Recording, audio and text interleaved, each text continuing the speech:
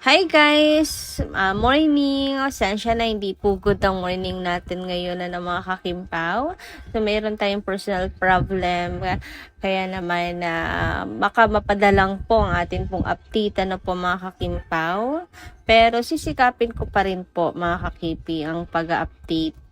So meron lang pong pinagdadaanan ng inyong lingkod ngayon. Anyway, bago tayo mag-start guys, ayan, pakiclick lang po tayo natin subscribe button at notification bell na nariyan sa baba para mag-updated po kayo sa mga susunod nating chika. Maraming salamat!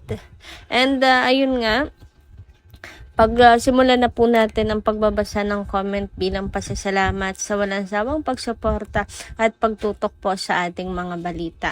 So, ang comment na napili po natin ngayon ay mula po kay Miss Mila Borja. Sabi niya dito, tama lang ang desisyon ni Pao na wag mag-partner sa iba kasi siya nagsisimula ang pagsiselos ni Kim kay Pao mo. Kapay babae na. Kapag ang babae na ang lumapit sa lalaki, kakabit agad. Lalo na si Pao, pag palagi sa paningin, sinisira ang reputasyon ng pagkababaeng linta. Nasisira ang Kim Pao na kahit mag-asawa, nawawala ang respeto. Kapag kababae na bastos ang sarili na walang galang, sa pagkababae, kakarmahin ka dahil sinisira mo ang Kim Pao. Si Lord na ang nakakaalam. Sana sa basher, tigilan nyo na ang Kim Pao. God bless and always, every day. Ma'am Gandara, hindi dapat mag-resign si Kim sa Showtime. Hindi dapat. Nandito pa rin kami sa support sa Kim Pao hanggang dulo. I love Kim Pao forever. Ayun na nga, Miss Mila. Gustuhin man natin na hindi po mag-resign si Kim sa Showtime. Kaso lagi na lang po siyang na-expose sa bashing mga kakimpaw. Yung iba nga nagwo-worry na kay Kim dahil nasisira yung brand niya, ginagawang katawa-tawa na lang daw po si Chinita Princess. Ang laki po ng nagawa nito sa industriya. Ang po ng kanyang dami niyang mga nagawa, napatunayan na sa showbiz industry. Dapat hindi po hinahamak ng ganyan na lang basta-bastang isang Kim Chiu. Kasi isang malaking pangalan yan sa industriya. Nasisira yung brand ni Kimi sa Showtime. Well, yan naman talaga ang kabayaran ng lagi ka pong expose sa publiko. Kaya yung ibang mga veteranong actress, aktor, mas pinipili nila yung low-key. Less exposure sa media, mas nape-preserve yung kanilang pangalan, yung kanilang dignity, yung kanilang title as veteran actor, kahanga-hanga, mga ganyan. So, yun yung pinagkaiba mga kakimpaw. So, yung iba tayo gusto talaga natin lagi nakikita si Kim and Paolo. Pero may iba naman pong paraan like vlogging, mga kakimpaw, social media updates. Pero sa Showtime, okay. Yung iba sabi, okay lang. As much as gusto natin na makita si Kim and Paul, si Kim sa Showtime, kung ganito naman ang kanya pong ganito naman yung mangyayari sa kanya, inuulan ng bashing and all, kaya nating magtiis, kaya nilang magtiis, mga kakimpaw. Basta ang mahalaga ay ang mental health ni Kimi. About naman sa mga gusto pong akitin si Paolo Avellino, then good luck. Dahil hindi po nila maaakit ang isang Paolo Avellino dahil si Paolo po ay pinakang ayaw po sa lahat ay malalandi, mga kakimpaw. So dun pa lang umiiwas na si Paolo kapag alam nila ang babae ay may pagkatalandi nga, mga kakimpaw. So, kaya nga nagustuhan niya si Kim kasi si Kim marunong po. Alam niya yung boundaries niya, alam ni Kim irespeto ang sarili niya, and pabebe po talaga si Kim pagdating sa ganyang usapin, pag-ibig, mga kakimpaw. Samantala, pag-usapan naman po natin ang ating mga chika para po sa umagang ito, mga kakimpaw. At unahin na natin pag-usapan ang tungkol nga po dito sa kinasasangkutan na issue ni Chinita Princess na Raisa May Dizon joke, mga kakimpaw. So, ang dami pong naninisi kay Kimi na kaya siya simula na daw ng paglagapak ng It's Showtime dahil sa ginawang ito ni Kim Chiu. sa ginawa niyang pang-iinsulto di umano kay Raisa. Dahil sa kanya, ang Showtime nga daw po, nasisira yung imahe. Kaya naman natatalo na daw ng Itbulaga. Gumaganda daw ang image ng Itbulaga ngayon. Mas sinututukan at mas gusto na daw ng mga taong Itbulaga ngayon. Kaya ang Showtime ay simula na nga daw po ang nagkapak dahil kay Kimi. Abay, grabe naman. Matagal na pong nasasangkot ang Showtime sa mga issues. Ayan, hindi lang naman po si Kim. Pero bakit si Kim po sobra yung batikos sa kanya as in super. Sabi nga dito, ayan, marami namang nakikiray sa May fans na hindi naman nanonood ng It's Showtime para sa laging nabibrainwash ng kapwa insecure kay Kim. Hindi po nilait ni Kim si Raisa. Yung gumanap ng role sa Bato Pic, kamukha naman talaga ni Raisa at ni Alan pa nga. Nagulat lang siya. Bakit naman daw naging Raisa May? May mali.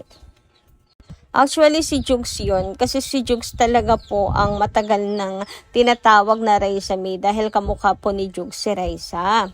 Pero ito pa. Pero yung mga binanata ni Vice at Joey, bakit hindi nyo palakihin?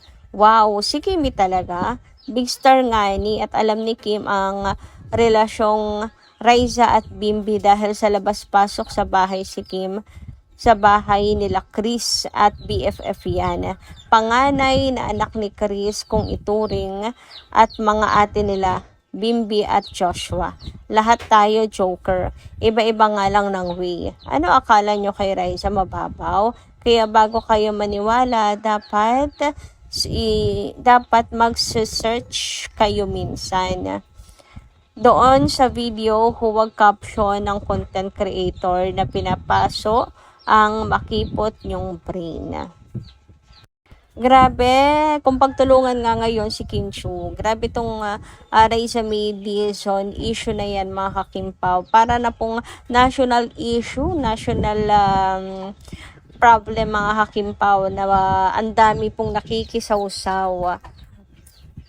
Pinapalaki na lang daw po ang issue na to, pero kung tutuusin, hindi naman dapat palakihin. Sabi dito, daming sausaw, makapanira lang. Pati mga ibang pages, ginagawa pang news. The caption doesn't help it, even triggers bashing towards our girl. Bakit siya lang? Ilang beses na yan ginawang comedy skit on that show.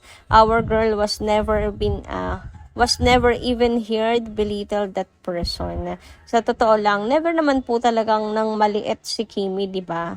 Never po nang insulto ng kapwa, ng maliit, nanapak po ng kapwa, si Chinita Princess. And grabe naman sa sinira ni Kim ang image ng Showtime. Bakit si Kim lang? Matagal naman na pong nahaharap ang Showtime before. May malalaking issues pa, mga kabastosang issues pa before. Pero bakit hindi nyo nasabing sinisira ang image ng Showtime? Bakit dito lang kay Kim kayo nagsasalita na sinisira ang image ng Showtime? Kahit hindi naman. So, ang Itbulaga nga po, The Recads, ay mayroon pong bagong niluluto kung saan mukhang gagawin nga daw pong Aldab 2.0 or baka maging Aldab 2.0 ang tambala ni Bimbi at ni Raisa dahil lumalakas po ang love team nila sa social media. Marami ang kinikilig, marami ang excited manood dahil kay Bimbi at kay Raisa. Napumutok yung kanilang love team kasi nung guesting ni Bimbi, nung birthday ni Raisa, ay talaga naman pong mano yung spark ng dalawa nakuha po ang puso ng mga tao. And dahil nga dyan, mukhang kakarmahin na daw po si Kim Chu sa kanya pong pagkahambog at kayabangan. Sapagkat ang kanya daw pong minamaliit at iniinsulto na si Raisa May Dizon ay mahal at sikat na sikat ngayon. At the same time, for sure, ito daw pong tambala ni Bimbi, at Raisa ang makakatalo sa Showtime dahil daw kay Kim Chu. Dahil na naman kay Kim Chu. Meron pang ginagamit po si Miss Chris Aquino. Kasi alam naman natin na friend po ni Kim si Miss Chris, diba? they are solid friends, mga kakimpaw. So, ginagamit pa si Miss Chris na kesyo ganto, kesyo ganyan, na sinampal daw ni Chris si Kim Chu ng ganto, ganyan. Dahil mas pabor si Chris Aquino kay Raisa de Umano kaysa kay Kim Chu. Pero paano naman nila nasabing kinakarma na si Chinita Princess? Patuloy pa rin naman po ang mga projects, patuloy pa rin ang endorsement, ang mga blessings na dumadating sa buhay ni Kimi. And dahil nga po dyan, na may bago na naman siyang issues panigurado, may bagong blessings na naman na darating nga po kay Kimi. So, wag daw po magsalita ng tapos sapagkat unang-una hindi naman po iniinsulto ni Kim si Raisa May. So, dapat po ay good vibes lang po ang lahat. So, ayun lang guys, muna ating update. Maraming salamat po sa inyong pakikinig. And ano po ang inyong masasay patungkol dito. Comment ka lang po sa baba. And hanggang dito lang muna. Ingat po palagi.